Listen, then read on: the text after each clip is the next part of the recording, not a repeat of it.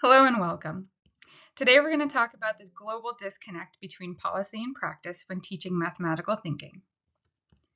Looking into the OECD's 2022 webinar, Needle in the Haystack, Finding Real-World Applications in Mathematics Textbooks. This video is brought to you by me, Nichelle Phillips.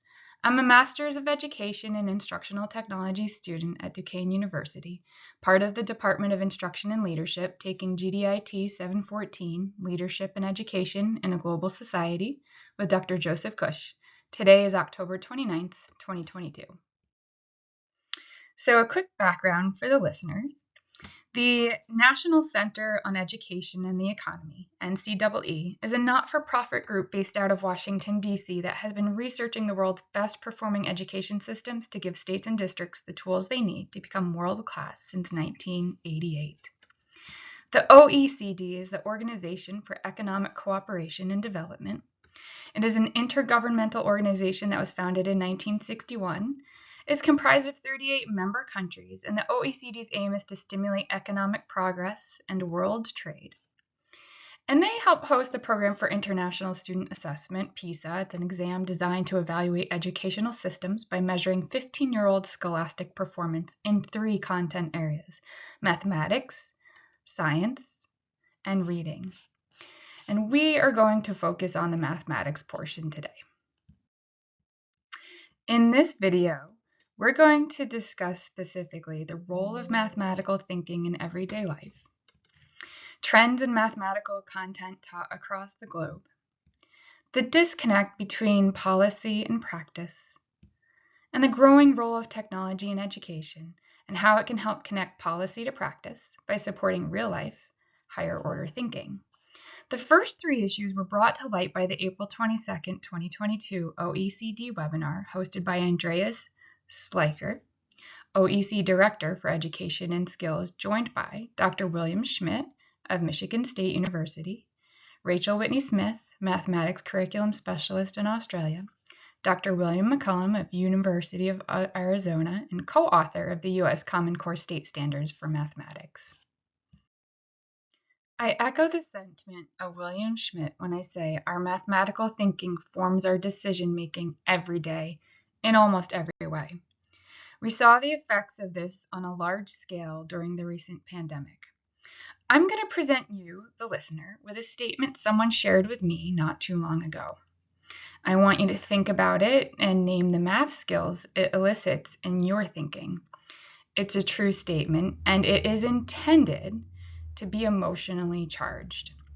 I recognize those of us who have lost friends and family to COVID-19 and do not make light of the reality. I also do not publicly support a political party. This is for mathematical purposes only. Without further ado, here we go. More people have died from COVID under the Biden administration than the Trump administration.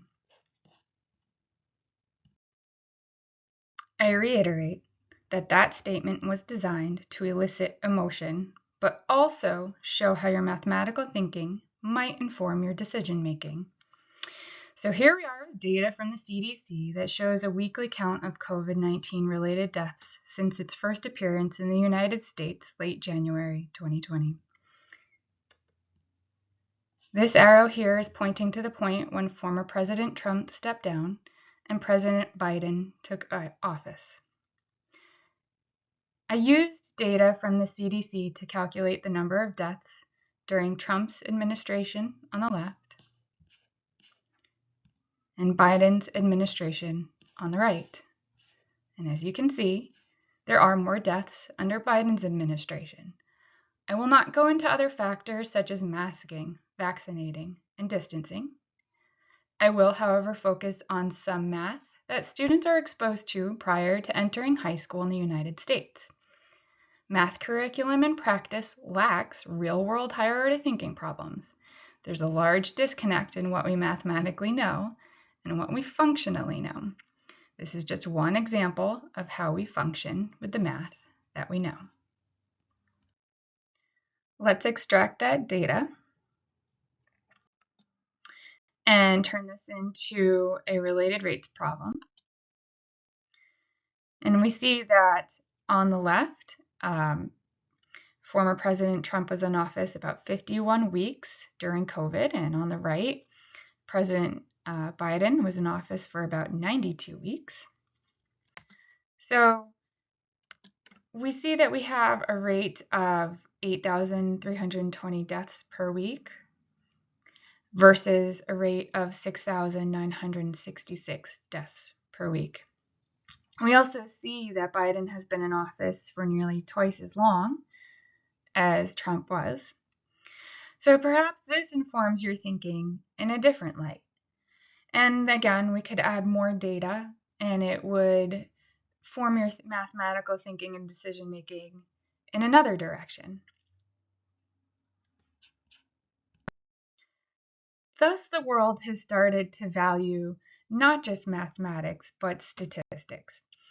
So let's back away from politics now and take a look at global trends in mathematical content over the last 25 years across the world. Dr. William Schmidt noted about 85% of the mathematics topics taught today are the same as they were 25 years ago. That is, the content is mostly unchanged. Let's look at this chart here. The rows represent the set of topics typically covered in worldwide mathematics. The columns tell us the grade level in which the content is covered. In green, it indicates that 2/3 or more of the top achieving countries have exposed their students to this content at that grade level, so that's more than 66%. The yellow cells indicate coverage by a simple majority, which is anything over 50% of the 19 countries and jurisdictions in the OECD 2020, so 10 or more countries involved. Blue cells indicate specific country data. So here we see 2020 data from New Zealand. And now for the exciting part, for those of you tracking trends in mathematics, notice the data on the TIMSS from 1995 is completely blank on the left. And in the middle, we have a simple majority. Again, that's anything above 50% in yellow. Ignoring the data from New Zealand on the right, let's understand what's happening here. 25 years ago, statistics was not being taught like it is today. This is exciting because this is what's driving our understanding of the world around us. This is what's informing our decisions about what to do during a pandemic. I've personally been tracking the math on Praxis 5003, 5733, and 5161, as well as the math on College Board's SAT and the ACT. Geometry has been minimized, though still broadly represented, and statistics has been gaining traction on all three exams. Particularly, the biggest jump I noticed was the most recent change from Praxis 5732 to 5733, the middle school math praxis for educators in the United States, where at first it represented about 12% of the questions. And now we see as many as 1 in every 4 questions depending on the exam. So that's doubling its presence on the exam required in order to teach middle school mathematics. So we say this content is going to be taught and we plan to teach it. It's written into curriculum and we notice that math performance is dropping. So if you saw my previous video, you're familiar with this chart here, which breaks down the performance of the top 11 countries in the OECD, plus the OECD average. And let's figure out why this is happening. According to our panelists, here is quite likely where our breakdown exists. It's in the textbooks being used in the classroom. Let's see why this is their claim. When data was collected around the world, it showed that less than 1/3 of 1% of all math questions can truly be counted as higher order, real world thinking problems. That is those questions that require computational thinking skills to solve, not rote memorization of math facts or the mere ability to crunch a number like a calculator.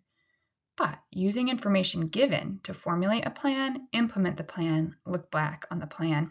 In math, we refer to this as Polya's problem solving. In pedagogy, think of it as the top tiers of Bloom's taxonomy. To put it into perspective, if you offered just one real-world, higher-order thinking problem a week from the textbooks of the top performing countries, you would run out of questions by the second month of school. I don't disagree with what the panelists said, but I do have another perspective to offer. Technology in education is another resource that stands to be updated to current policy standards in order to facilitate real-world higher-order problem solving. Not necessarily just the tech itself, though that is the case for many states, but how we use the technology. Are we using TI-84s, spreadsheets and statistical packages such as Excel, R, and SPSS, online graphing tools such as Desmos, as the end goal, the thing to be learned? Or are we pushing learners to use these tools to reach something more? Are we leaving all the deeper problem solving to the mathematics instructors, where the students are lucky to have 6 thought-provoking moments a school year? Or can we develop a curriculum that fosters these skills in multiple areas? And this is where the tech would come in. If schools are offering computer programming, and I believe they should, is designing a program the answer to the question, or is designing a program helping solve a problem? The OECD recognizes the value of technology in and out of the math classroom as outlined in their ICT framework. The ICT, that is the Information and Communication Technology exam that was poised to be released in 2021 but postponed due to the pandemic, highlights what I've brought to your attention in its infographic regarding ICT use in school. With more time, we could get into the connections, but I will leave you with this. If the keyboard replaces the pen, does it also replace a book report? If a computer replaces a pencil, does it also replace problem solving? Thank you for joining me. This presentation has been compiled and delivered by Nichelle Phillips. For further discussion, you can contact me at phillipsn2@duke.edu. That's PHILLIPS N 2 @duq.edu.